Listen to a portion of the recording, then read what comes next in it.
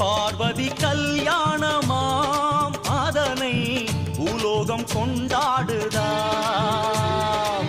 பார்வதி கல்யாணமாம் அதனை பூலோகம் கொண்டாடுதாம். தாயாரின் ரூபத்தில் வேப்ப மரமாம், சிவனாரின் ரூபத்தில் அரச மரமாம்.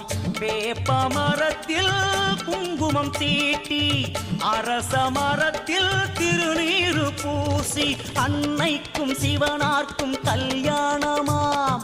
மங்கையரின் புலவையிலே மரம் சிலிர்க்குதாம். பார்வதி கல்யாணமாம் அதனை